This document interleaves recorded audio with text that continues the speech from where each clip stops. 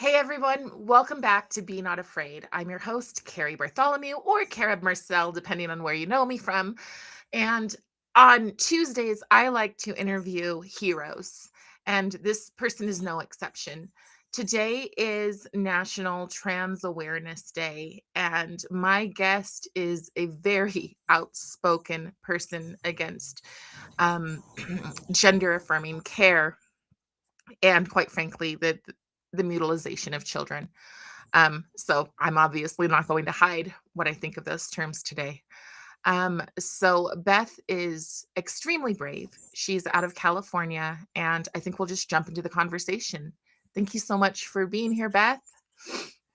Thank you, Carrie. It's great to be here. Yeah. So this morning already you were already at an event. What was that like?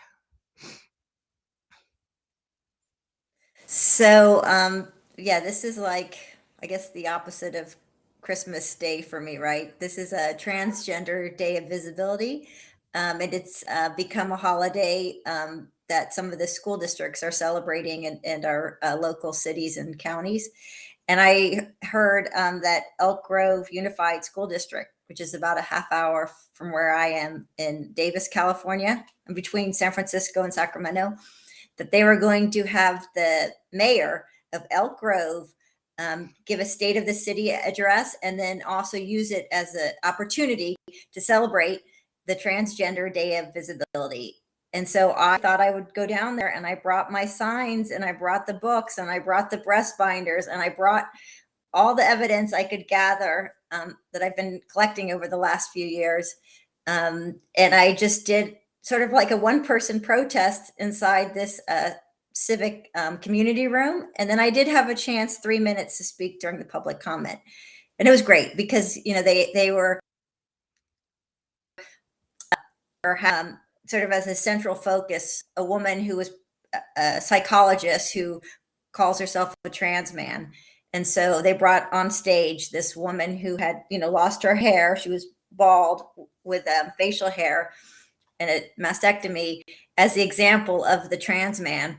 And I just had to call it out and just say, no, that's still a woman who's been harmed by, surgeries and drugs. And so that's what I did. And, I could do it partly because there was maybe a dozen police officers, in full uniform there. So I felt safe doing it. But in general, I have to be pretty careful when I do any kind of protesting by myself. Well, and I mean, you look like a petite woman, so that's a lot to put up with, especially when we know there's violence. I don't know if you just saw the a politician, I think the Prime Minister of Canada, was saying that to misgender someone could cause harm or murder. It used to be, right, could cause it's Yeah, genocide, or it could cause them to right. self-harm. But now they're openly saying that misgendering could result in murder. So I believe it. I I've mean, heard all kinds of things like that. it's Yeah. obvious that it's Yeah. Somebody true. said last week. Yeah. What we're gonna say, go ahead. Yeah. Oh, I was at last week at another public meeting on it was community safety, and the police were hosting the event. But a man in the crowd called me out and said that I speaking out on this, on transgender ideology. He said it was causing uh, the he used the word lynching, the lynching of people in Davis. So I'm not sure if I'm really causing anyone to be any kind of lynching, but Right, that's the terms they use: lynching, genocide of trans right, people. And it sounds like Prime Minister Trudeau said, the murdering of people by misgendering them. right.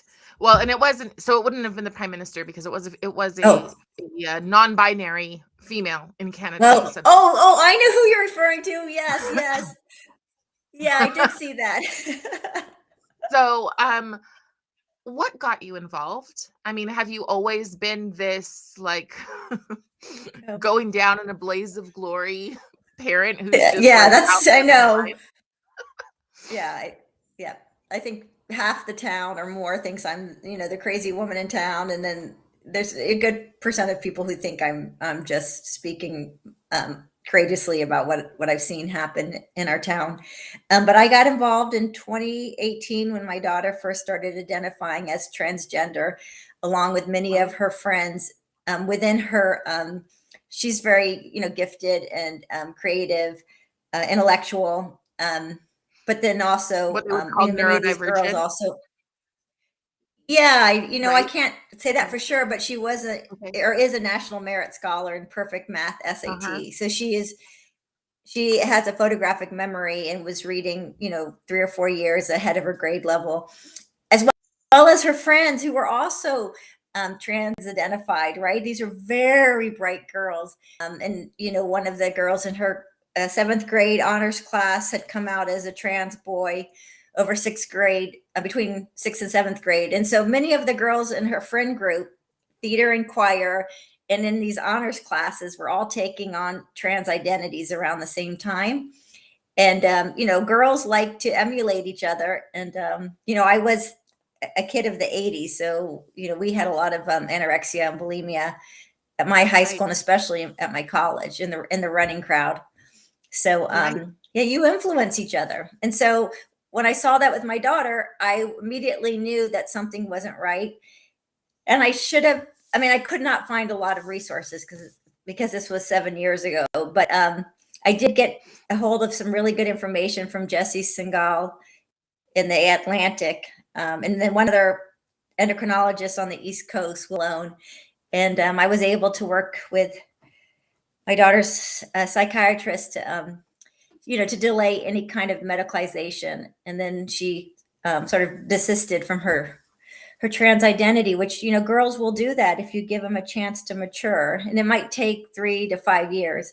But during that time, I started to become an activist, and I'm the accidental activist, right? I had no plans to ever be somebody who showed up at city council meetings and school board meetings, or protesting in front of different medical conferences. But I just knew that from talking to Kaiser Permanente pediatricians and endocrinologists that this was a medical scandal. And then I also sat in my younger child's health class, and I saw them teach the gender unit. And so I knew they were teaching 13 gender identities, and that, that there was a difference between what your brain thought about your gender versus your genitalia and your body parts. And that's match, which any sense, because you can't have a girl brain or a boy brain. But that's what they teach the kids.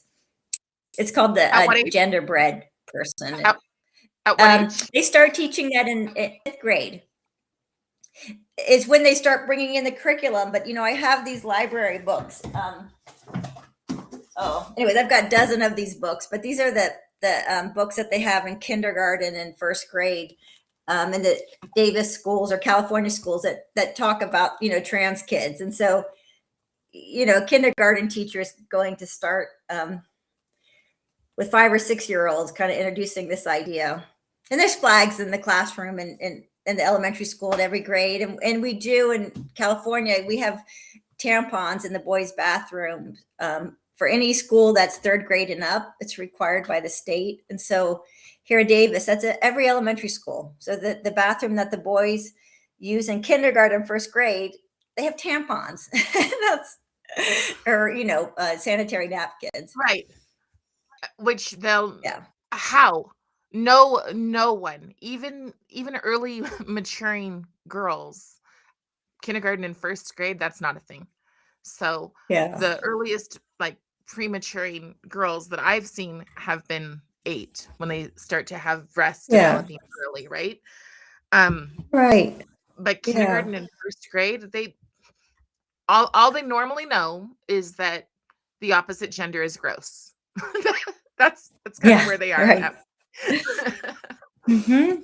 Okay, But now they're so being so told that you might actually be the opposite gender, right? So, right, right. yeah. Okay, so you said you learned this from Kaiser Permanente. Were they admitting it, or did you just how did you how did you find the resources to back you up? I know that when I first started saying, "I'm not going to do that," And that's all I said. Like, I'm not a person who gets up and screams and yells. I just say, yeah, we're not going to do that. That's the Emperor's New Clothes. We aren't playing that game. And that was enough in my community to have people say I'm a harmful person who causes harm. Mhm. And I'm just like, wait a second.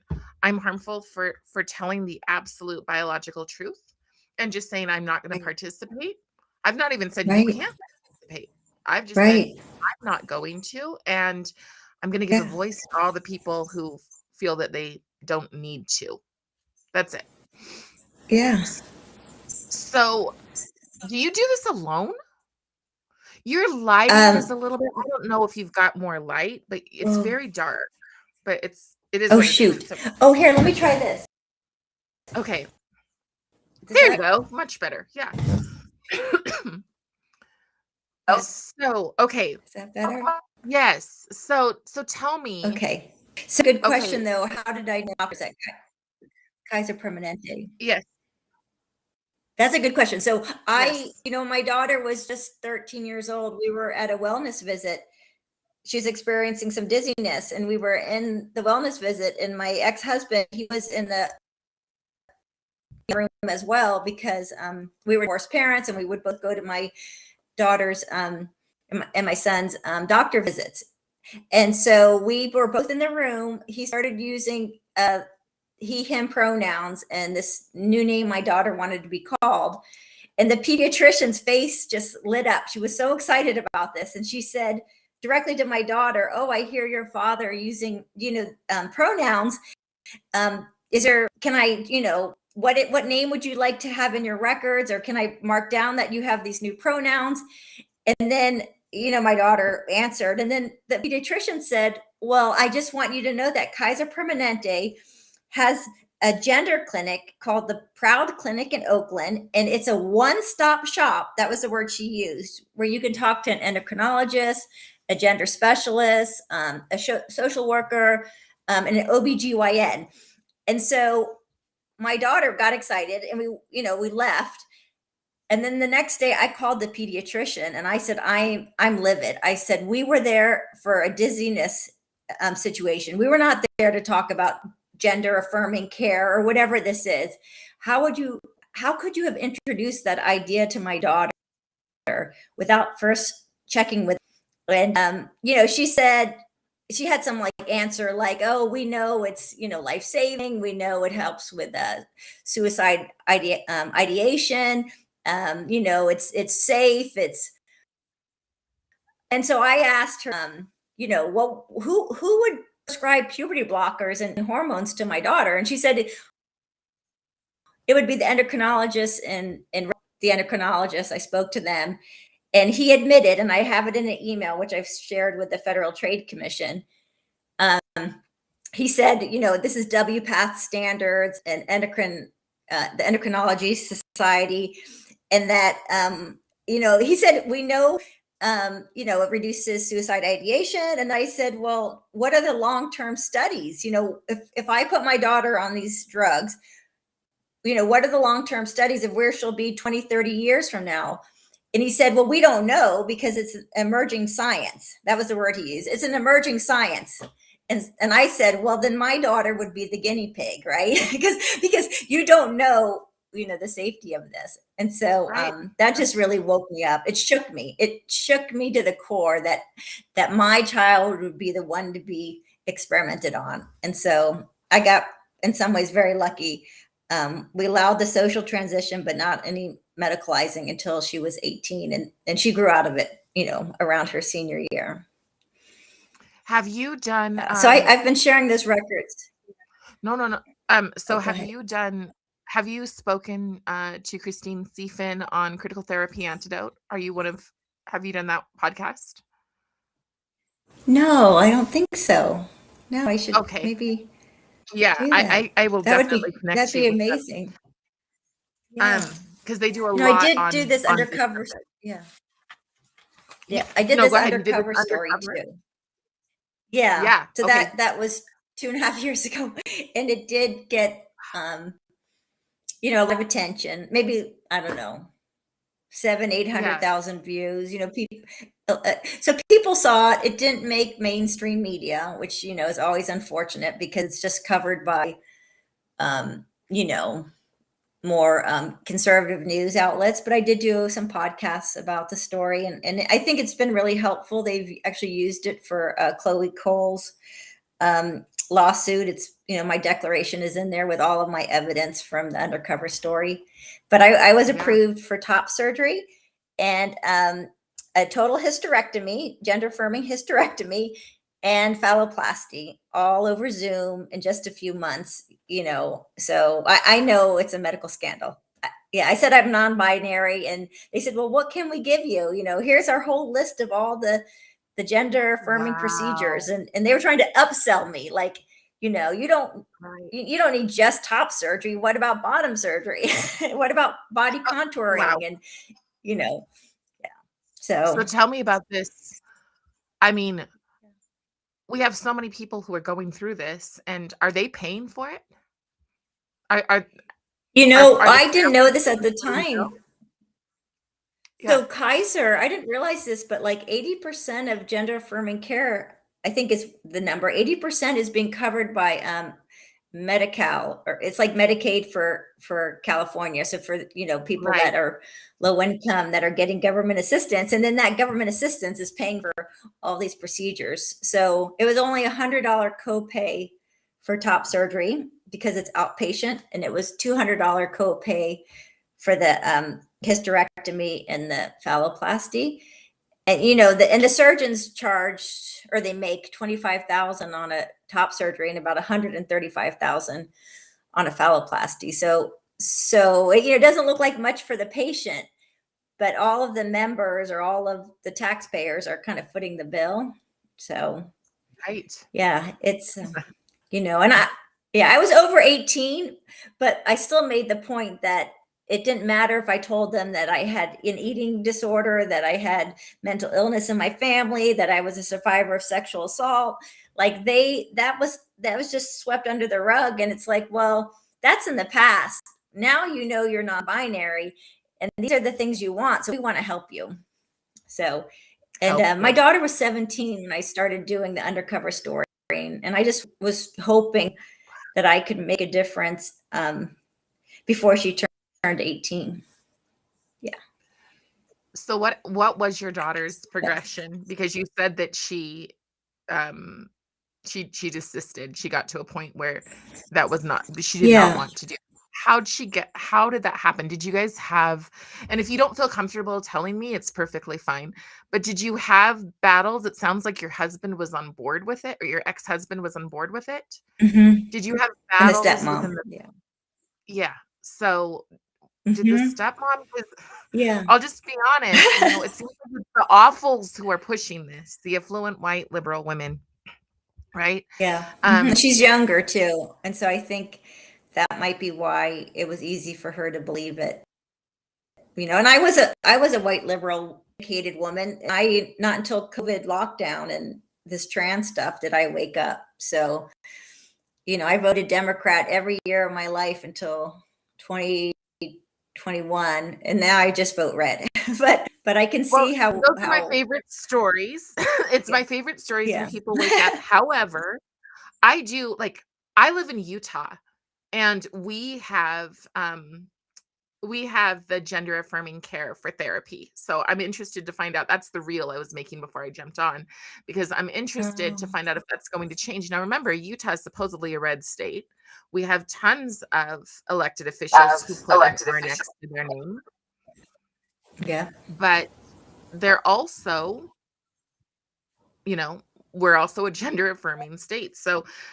Just my point being, Mhm. like, I'm glad to see people waking up from what I do call the Democratic plantation, but it doesn't mean that just because someone has a R next to their name that they're honest, or that they share No.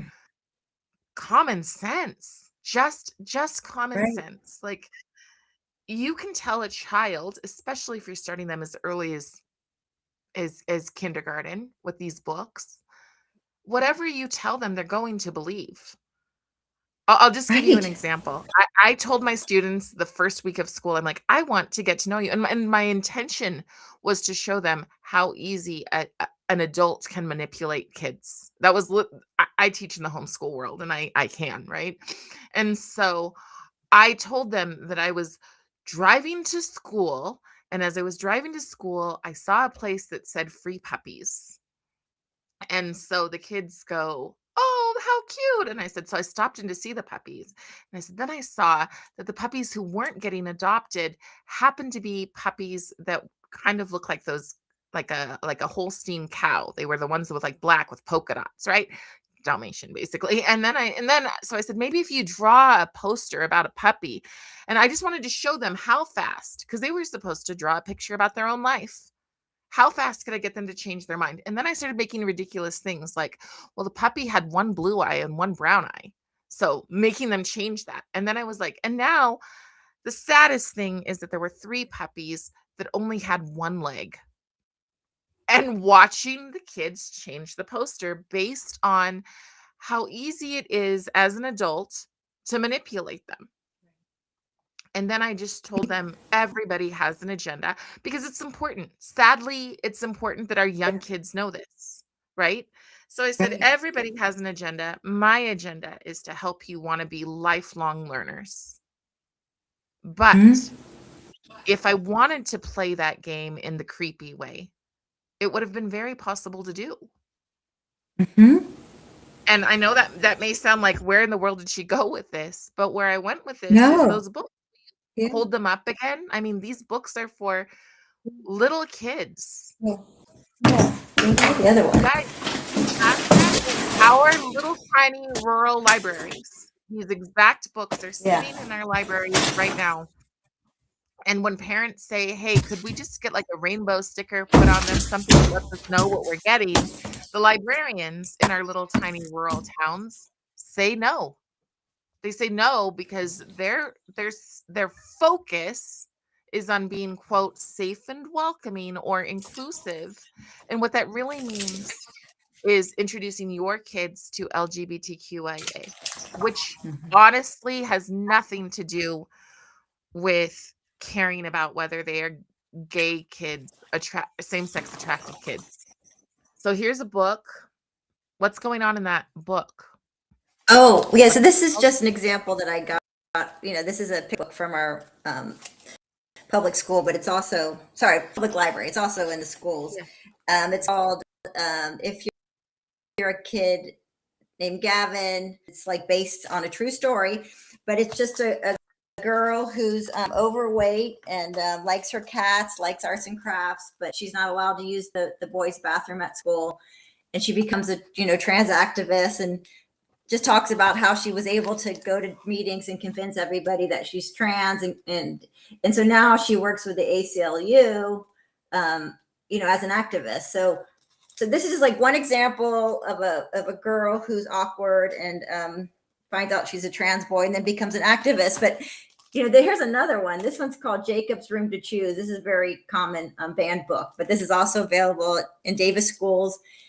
And what's even more insidious is it talks about a little boy who, the girls aren't comfortable with him in the bathroom and they speak out. And the teacher says that's not right. Of course, the girls should let you use the boys' bathroom. I'm sorry. Of course, the girl should let Jacob use, the girls' bathroom. And so not only does she tell all the kids that, you need to let Jacob choose which bathroom to choose to use, but then she also, again, they become activists, right? They show the little kids making right? posters that say, I have to pee, so let me be. Bathrooms are for everyone. Leave kids alone. And so it's kind of celebrating, children becoming activists, and girls giving up their rights to spaces that don't have males in them. Otherwise, they're not considered kind and inclusive. So yeah, Right. they're making little activists out of kids, and then I have a couple more books. But again, these are books where boys who like wearing dresses, and they find out they must be trans girls. So of course, it's hurting effeminate boys to be told that you're in the wrong body and you're actually a girl. So I'm, this is a lot of homophobia and, um, telling kids that based on their interests, they could be in the wrong body. So none of this LGBTQIA plus stuff should be in our public schools. You don't need it for one thing. You can focus on academics, and it's super confusing when you start bringing in all this, this terminology and these different situations, and yeah. So I do library books and the school books just so I have them, and the curriculum. I've done public records requests so I can actually show everyone, this is the curriculum. This is my child's textbook for biology, and AP biology was changed 3 years ago to say that, scientists don't know anymore if maybe there are more than two sexes, and there might be transgender people. I mean, it actually says that in a biology textbook. Right. So, Right. And yeah. what happens to the Emerging kids science. in your opinion?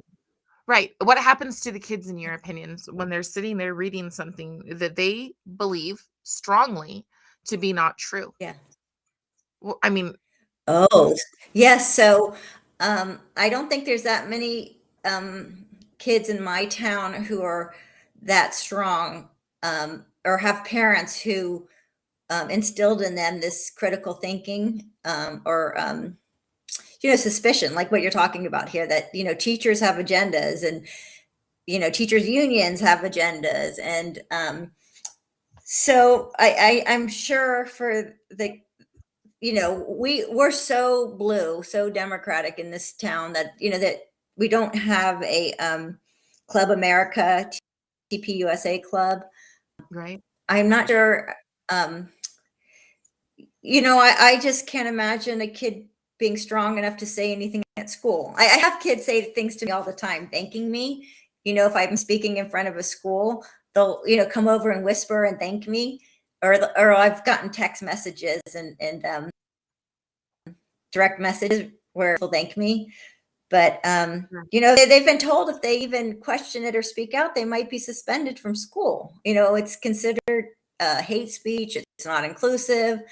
Athletes on girls' teams are told that you must allow the trans girl to compete and use your bathroom or locker room. Otherwise, there's consequences. And so that's why, here in California, we have all these, trans athletes competing in girls' sports, but the only places where they're really speaking out are down in Chino Valley, Riverside County, where there's these very strong churches down there, and then also on the Central Coast, where again, there's a large enough, I think, population of Christian or conservative kids that together they can speak out, and they're doing an amazing job. But you shouldn't have to have your whole church supporting you. You shouldn't even have to do this because of your faith. You should just be able to say, I'm a girl and I don't want a boy in my space, or I don't want my sports to be dangerous. But yeah, we're in a real bind here in California. So, but there's some good news yesterday with the U.S. Supreme Court, and last week with the Olympic Committee. So every day there's great news. I am I'm hopeful that these things will stay after the midterms, because I can completely see people who don't believe. It's amusing to me that people are regularly quoting the Constitution right now and saying this is about this, when it's like, you know, 2 years ago you didn't believe in any of this, right? Like you thought you thought the Constitution was toilet paper, but now you're using the right terms to get people to align with you. Um, all I see is a social experiment. I see the breaking of the minds, the breaking of the will of people to even Mhm. stand up. Um, and it's hard to watch it. But I wanted to go um into what you've had to face for simply standing up. I mean, you don't go and like beat people up, or I mean, you might go and cancel people. I don't care if you do. But I want to know what you do. What is it that you do, and what is the pushback that you get? Yeah, so well, there's been lots of pushback. First, they're going to come after your friends, they're going to come after your family, they're going to come after your neighbors, they're going to come after your job, and they're going to come after your livelihood. And they've definitely done that to me, right? So the first thing I lost was all my liberal mom friends in Davis.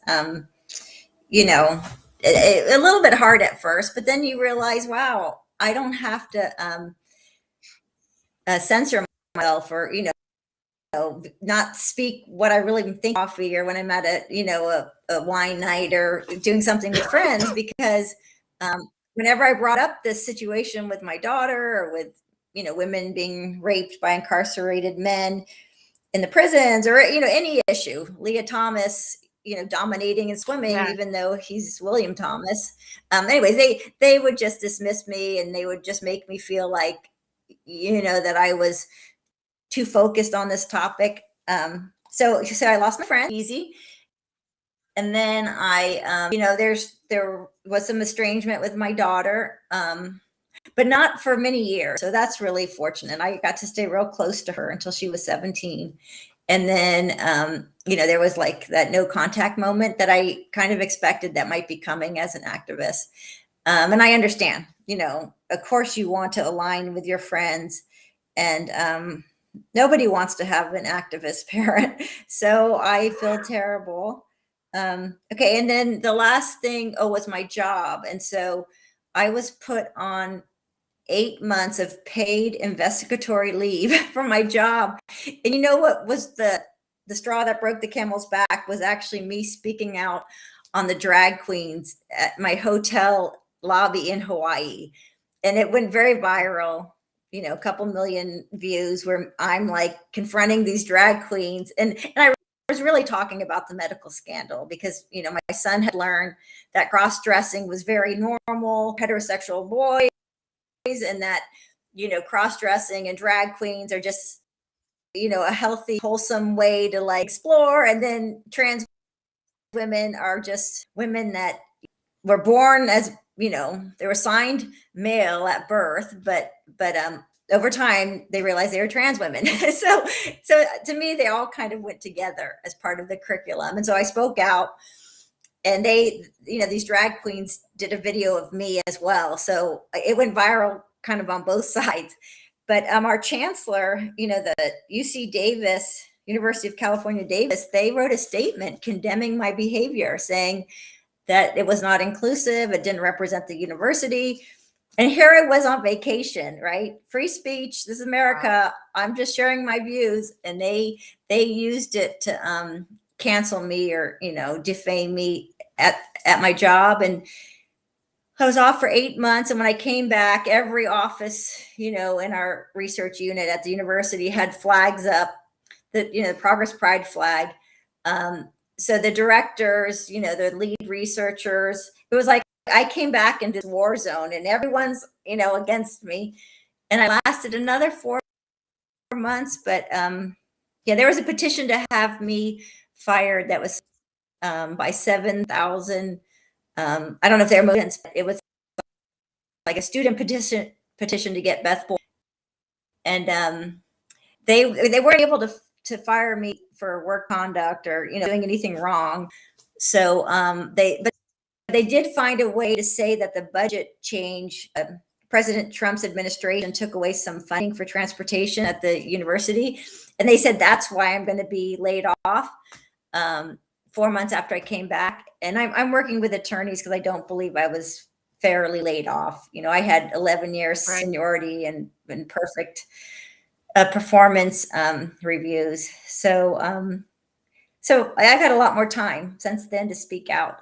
And I do get, of course, everyone knows this who speaks out. You get death threats, right? You get, direct messages. I sometimes get threats in the postal mail, phone calls, Oh, and wow. my tires have been slashed twice, and I've been assaulted, my phone stolen. I was hit on the back of the head at a Turning Point USA event on campus almost a year ago. This Friday, April 3rd, it'll be 1 year ago. So I've been going to the court hearings, so I can see, the suspect, and then they keep kind of pushing back the actual hearing, but it is in the court now, and I do show up as and yeah, my signs get stolen. I don't know. There's just lots of ways that they come after you. So I take lots of precautions to keep myself safe. And yeah, I have a boyfriend I've had for 8 years, and he really does also everything he can to keep me safe. So Good. He's at the yeah, gym on a regular basis, I hope. exactly. I know people I are like, mean, "What do you do?" I think Sacramento Bee's like, "Give me all the details. What have you done to keep yourself safe?" And I'm like, I know where they're going with that kind of questioning, and I just say, "Well, I'm not going to share all the details, but you can right, imagine." right, So exactly. yeah, you're right.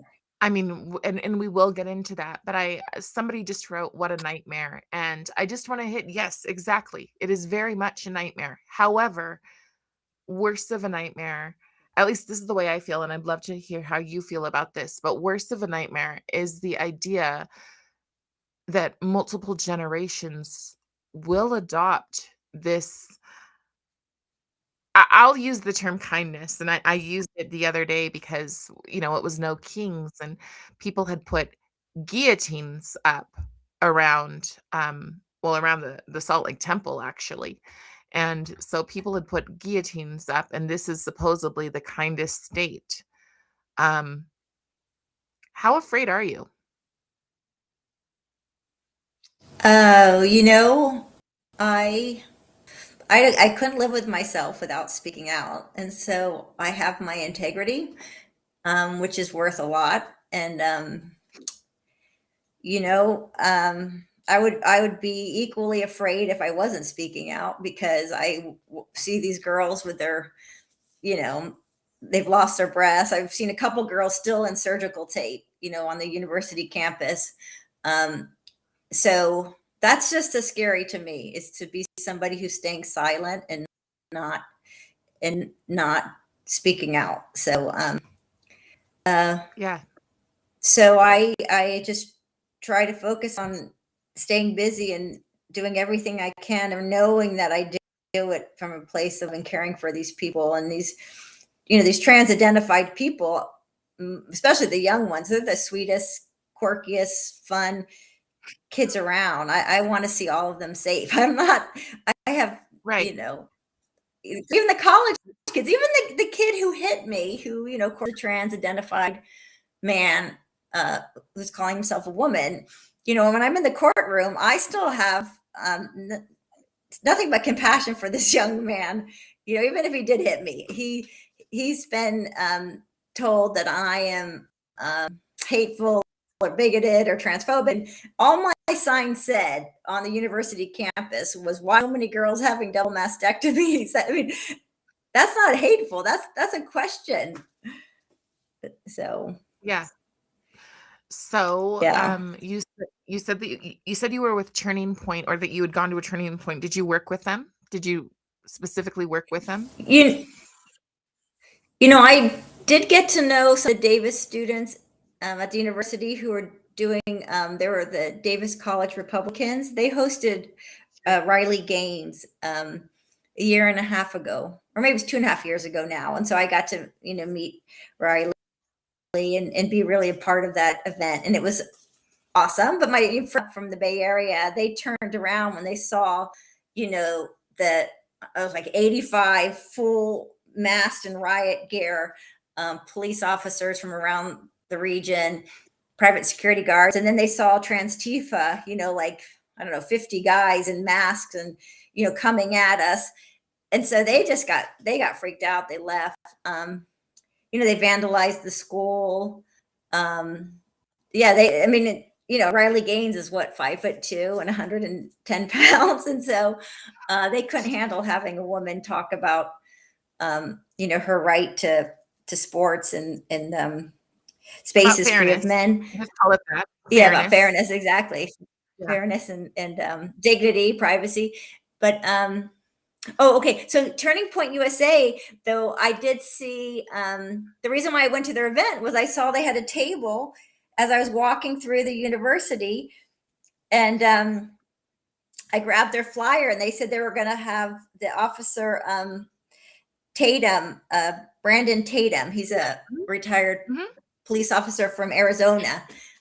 Right. Black conservative, um, Christian, or just a wonderful guy. And he came to the university, and he just wanted to have one of these prove me wrong events, like Charlie Kirk would do.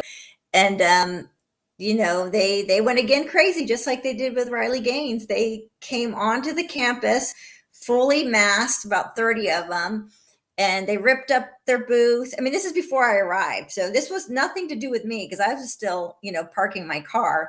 And they pulled the hat, MAGA, Make America Great hat off of a friend of mine. Um, they grabbed the hat. They destroyed, all of their flyers and literature. And then they retreated. And then they came 15 minutes later, and the police just stood down. And the officer Tatum, he's like, "What are you guys doing? You're the police. You're supposed to be protecting, this woman." He said that this woman just got hit, and yet you're still not doing anything. So the police, let them Yeah. take my signs, let them hit me.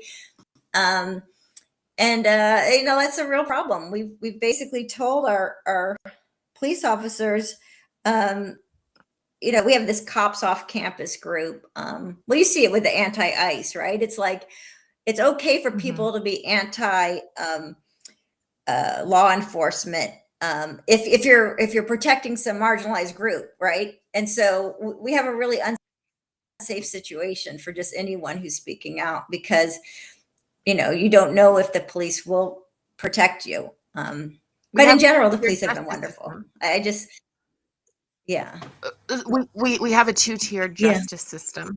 Um, yes, y y yeah, when people say land of the free, there used to be these little signs that you could get at, like, the craft store that would say "Land of the free because of the brave," and right. so many people are afraid to be brave, and I wonder, because you've mentioned a few times church, are you a person of faith I am. yourself? Then I have a wonderful church. Share the name of my church, because I don't Oh, want I the church understand to it. be canceled. I'm the exact same. So I'm really quiet. I'm the exact same way. The reason that I asked that is because I feel like that is the last kind of bastion that makes people face their fears. Because and I do have a little bit of a waver in my voice, just because I've listened to so many people like the Gen Spect at the Gen Spect conference, and that real feeling that we could be taken out. I'm this little tiny channel. We've got, well, it's weird. It says that we have 2, but obviously I have more than that 'cause I'm getting more comments than that. But we have, even being this little tiny channel, you still have to be afraid. Like, I mean, I am. I am afraid, and I do it anyway, because I look at the option for the next generation. If they don't have people, Right. um, standing up, you know, I was again talking with my students the other day, and somebody said, I don't think that people turned their heads during the Holocaust because they agreed. I think they turned their heads because they were afraid. Regardless, it really doesn't matter. Um, to to Mhm. to be so afraid that you don't do what needs to be done is still cowardice. That's how I look at it. And like I told you, I was there when Charlie was killed. Um, and watching so many people afterwards both gloat, and also watching my heroes across from Gen Spect, my friends from the Radical Center, which is Leslie's podcast, just watching different people, even like the big guys like Tim Pool, start to go, hey, this is scary. This is really scary. We're not supposed to be allowed to have a voice at all. And we're not supposed to be allowed to speak truth in America. And I watch these people who say, we've got about 15 years till we're lost. And I just sit there going, in what world? In what world do we have more than 6 months? Like, if if these people keep control. So, it's faith that keeps you going. Is that correct? Yes. Well, I'm probably what's difficult if you say I'm doing this because of my faith, 100%. But, I think I would be doing this also, even without my Christian beliefs. I, as like Colin Wright, he's an atheist, right? He James studied Lindsay, yeah. evolutionary biology. Yeah. So, Mhm, so, mhm. if you, even if you, I mean, and I do believe in some ways creationism, and I have a strong faith, but Sure. even if I didn't have any faith at all, and I was just somebody who studied, how do we make humans, the sperm and the egg and the moment of conception, and then, you either have a male or female. Like, even if I just based it on my science background, my limited science background, I still know that, I had an amniocentesis when my daughter was inside, my womb. So I Yeah. knew her genetic makeup, whatever, that she was going to be female. And so that's why it was so hard for me to believe that she had learned in her science class that she wasn't going to grow up to be a woman, that she was actually a trans boy. Like that is crazy to me. And so my faith keeps me very strong in this, but I would say just my belief in that mammals are, male or female, and that, a chicken can't become a rooster, and a cow can't become a Yeah. bull, and a man can't become a woman. Like just reality, like biological reality keeps me wanting to fight this, right? This crazy belief that we never had. I never learned any of this in school. And so to have my kids, my daughter was the generation, that cohort that first got introduced to it in elementary Yeah. school. All the girls came out as trans in junior high school, and all these girls were offered top high school. So there's, 6 girls I know of right here in my town, breasts removed while they were still in high school. 2 of the Oh, girls geez. were in my daughter's friend group. So like I'm watching Do they have this, like, regret today? Do they have regret today? I don't, You I don't don't know. know these girls in particular. Yeah, but I do spend a lot of time with Layla Jane. She's only an hour away from me, and she Okay. was referred to the same gender clinic as my daughter, and did have her breasts scheduled at 12, removed at 13. And then by the time she was 15, she realized, You don't wait, even I'm have I'm your full I'm breast just yet. yeah, yeah, she's super bright. Sad. I think she might say Yeah. that she's on the autism spectrum, but like I brought her to one of the school board meetings in Elk Grove last month, the same place, and still people don't believe it. And she's like right there in the flesh, Right. till she lost her flesh, right? And they won't. We're not going to listen. We don't believe what you're saying. You're hateful bigots. It's like, no. Right. Yeah. It's literally insane. Somebody just posted, Melicat just posted to me, it's mental abuse. It is 100% abuse. There's 2 points here. Yes. The first one is to, to depopulate, because many of these people will not Yes. be Yes. children. So that's the first point. And the second one is Right. to have these people become activists, because so in one of our schools this week, I don't know if you saw my picture on Facebook, but so I don't know if it was Monday or if it was last week, but within the week, they had Yeah. a safe and welcoming, all-inclusive assembly. And they had these people who've already been exposed, and the group is called J-Line. And J-Line, when I say exposed, I mean there's pictures of him standing there with nothing but his, sack contained. And they're telling the kids things like, go check out our social media. Well, there it is. It's all right there. and everybody calls it safe and inclusive. Okay, but you can be gay. You can even today I was at the store, and my cash register person, my cashier, was a trans person. Hardworking, harder working than anybody I've seen in the store in a long time, right?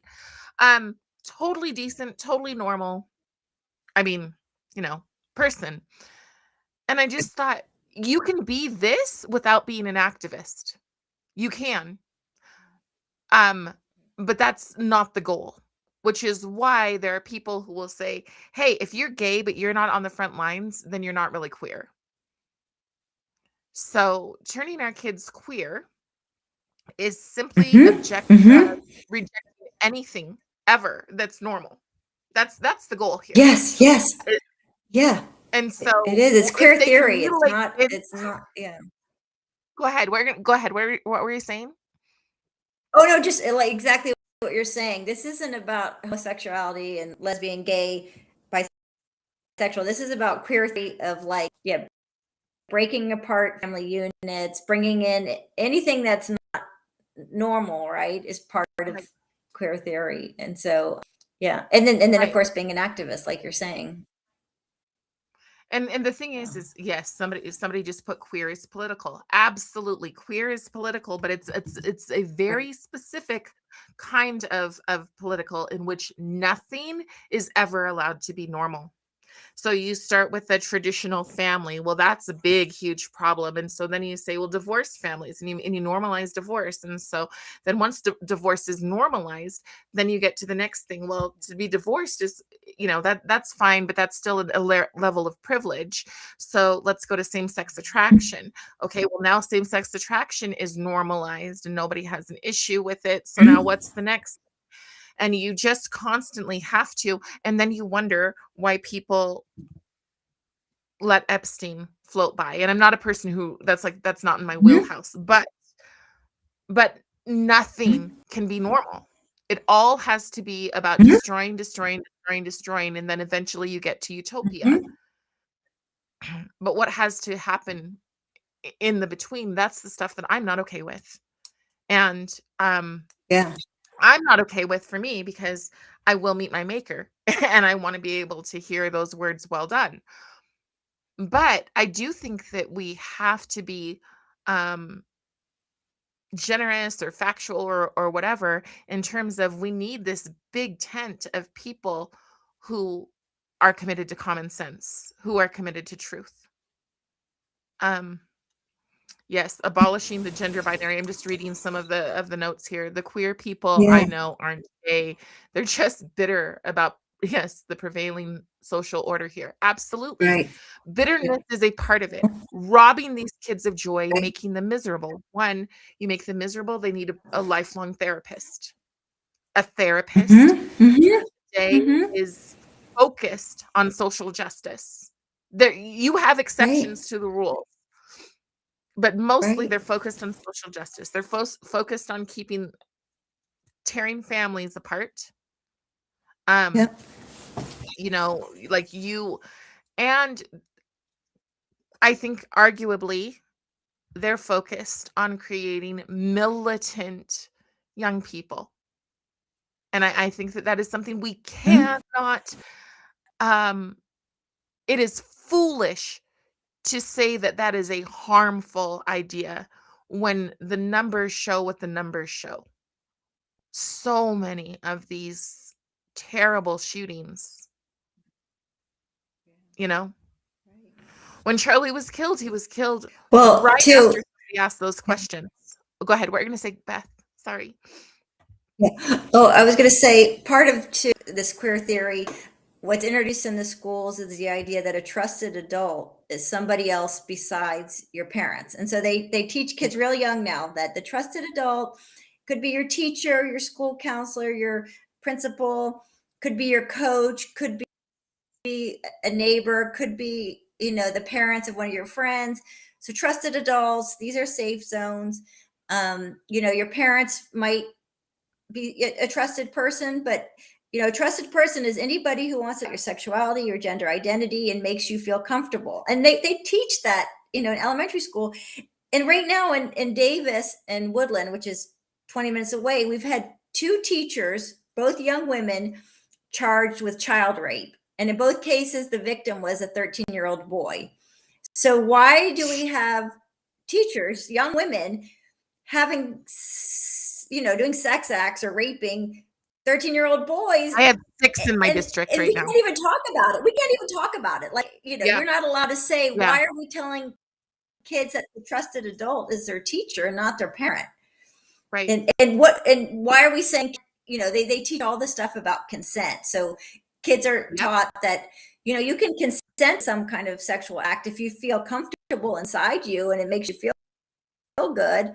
yep. So yeah, it's low the age of all of this, and it's making you think that your government is safe and not your family or your faith, right? It's like, I have an episode yeah. on that where I talked to people who came here or I mean, they're in Wales and they're trying to expose Wales, little tiny Wales has comprehensive sex ed as young as preschool.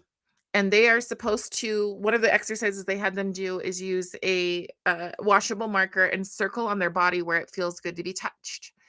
They also learn Oh my. sexual terms. They learn sexual terms like anus. Um, because if they can use those words with their little tiny voices, that means it's consensual. And they have all of the papers. I think it's Protect Child Health Wales, but I could be wrong about that term because I've just interviewed somebody else with Protect Child Health, so I could be mixing them up. But they want these kids exposed. I mean, it's Brave New World.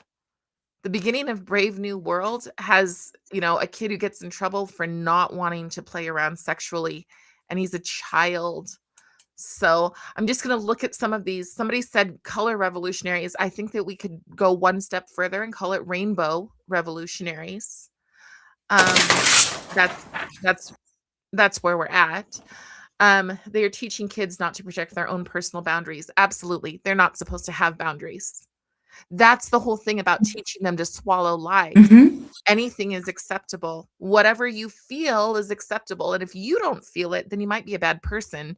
So adopt these other ideas. And then that's the thing about essay against prepubescent boys. Yes, it's taking advantage of the male sex drive. Absolutely. We have 6 in my school Oh, district. that's good. That's a good point. Yeah. Yeah, We that's have excellent. we have PE coaches, we have janitors, we have teachers. Um all 6 within the last year. Sexual assault as early as kindergarten. Again, my voice is getting it's very hard to talk about these things because I still can't get parents to advocate for their own kids. And it's very hard They don't, to they, watch that I don't and think they to want all to know just, yeah. It's so well, the horrific. thing It is is that they so dark. know. It is, yeah, Yes, yeah, it is, yeah. and it's hard to carry that, like, to show up with just you and one other person. I always tell people, if you're gonna go and speak to our school boards that are gonna look down on you, you gotta have more than one person because one person will be like, "Oh, that's the crazy person they're looking for," right? You are the Joan of Arc. You gotta have a group with you. It is so sad. I'm sorry. It's hard. Um, okay, so you said that your daughter desisted. Do you now have a good relationship? Is she all the way around to the other side of it, or is she still an activist? Does she still have those ideas that some people would call glitter in the carpet? Do you know what I'm talking about? Hmm. Oh, I do very much. I can't speak to where she's at right now. We've been estranged almost 3 years, and I'll start crying. But her younger brother, I see all the time. He's my son, and she talks to family members, and so I know she's doing really well in school and did a half year abroad, and she's like the most amazing, loving kid in the world. So, Good. I'm glad, and I think that that is, about the place where we can wrap. I will say that I'm so grateful for the opportunities that I've had in terms of my son's only gone to public school for the last 2 years. He went up until COVID, and then we had other options, so we took those options. I do feel, and he's into music and he's into theater. He is straight as far as I know, but but yeah. he is into those things, and I do think that if you aren't a parent who's really clued in to what's happening, it's like lambs to the slaughter for our kids. These clubs Mhm. are focusing on that. Mhm. The theme for my Mhm. son's choir is belonging. Like, Mhm. so those themes are there, and they sound so good, you guys. They sound so good when you hear words like Mhm. They do. inclusive and belonging. I'm about the most inclusive teacher you're going to find. I'm allowed to Mhm. give my kids hugs, and to see them for who they are, and to appreciate them, but it never comes down to things that I have no business knowing, ever. And Mhm. for the Yeah. teachers who may stumble across this, you know, I believe that most of you got into this for the right reasons, but is this is toxic. This is hurting and harming so many people. And then later on when these kids feel like I made a huge mistake, they have self-loathing. They also tend to loathe their parents who allowed it to happen, and I want to prevent you from being a part of that, you from thinking that you're an ally when you're putting them on this trajectory towards misery. And we're doing it in multiple ways. Mhm. Every single way that say studies, queer studies, ethnic studies, we're putting them on a trajectory Mhm. towards misery, towards heartache. So, Beth, thank you so much. I don't I'm not the world's best interviewer because I like to have a conversation as opposed to just ask No, it was questions. But wonderful. It's is there anything else that so you want to say? wonderful. Is there anything else that I you want thought, to put out yeah. there? How can people follow you, support you? Oh, well, I am on Facebook. I actually think Facebook is pretty powerful. Like, I don't know if it's changed now with Meta, but I feel like now I'm able to share a lot, and people can follow me at Beth Young Borne, and I'm happy to be friends with anyone, anyone actually. And I put everything on public, and then I'm also on X as Born underscore Beth 2345, and I also love X. Well, all social media makes my head kind of spin, but I do love connecting with people around the world on X. And I always just ask people to support detransitioner. So support. There's a group called Icons who does a lot for women's sports, and they connect attorneys with men who are fighting for safe and fair sports, and then also defending education. It's also doing some really good work, and moms, all kinds of great groups to support.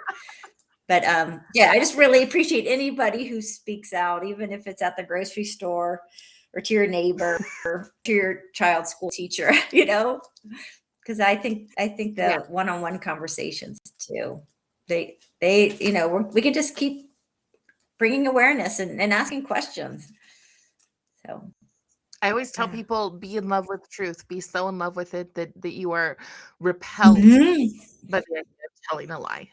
If you can get to that point, Yes. and there are moments when you just go, Yes. "Why? Why am I doing this? Does anybody hear? Does anybody care?" And then for me, it's a matter of, like, looking at my phone and looking at pictures of kids in my classroom who the lefties like to claim don't exist, but I'm not going to share their picture so that they can be a target. Yeah. Sorry.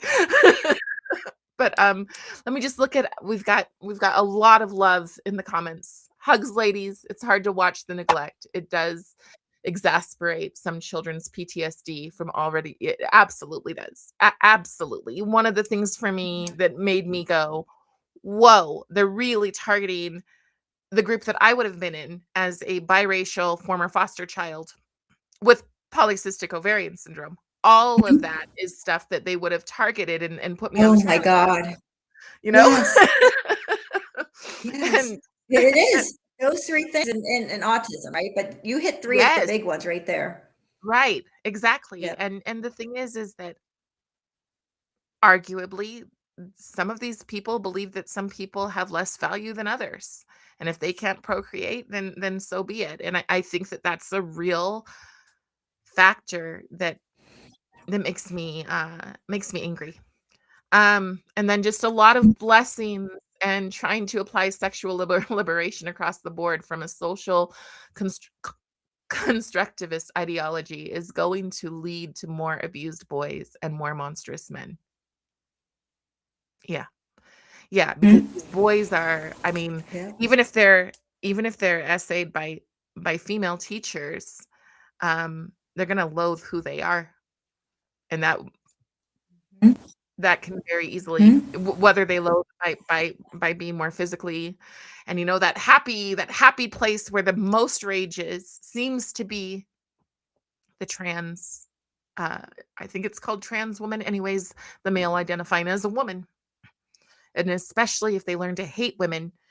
I mean, a lot of them say they hate their mothers, and that's why, but I think they probably hate the teachers who sexually assault them, and the problem, I think, is that as our teachers, and then I promise to let you go over this, but as our teachers go to more and more trainings on queering the classroom, they begin to get more and more affirmed that doing things with students is acceptable because nothing is not acceptable. In fact, I'm going to cover that this evening. Just in that the Bolsheviks really felt that when they no longer believed in God, that they could do absolutely anything they wanted to because there was no one to hold them accountable. And I don't think that's a whole lot different than taking a whole bunch of teachers, putting them into rooms and telling them that truth is relative and that they're enlightened the more queer they are. So Mhm. Beth, thank you so much. I'm sorry I kept you over. I'll have some reels for you so you can put them up and No. share them on Facebook shortly. I really Yes. appreciate you talking Really. to me. Have a great one. It's so nice to meet you. Okay, thank you. You too. Okay, bye. You're welcome. Bye-bye. Thank you everyone for watching.